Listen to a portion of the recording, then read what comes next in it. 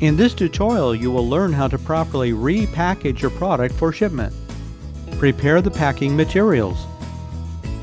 Place the packing material over the platen. Close the printer.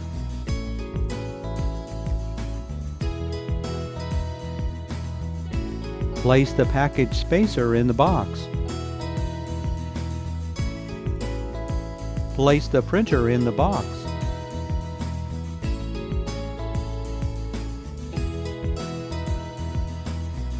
Place the packing tray into the box. Place the user CD.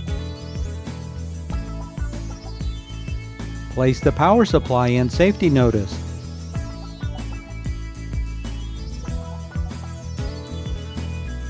Place the power cord.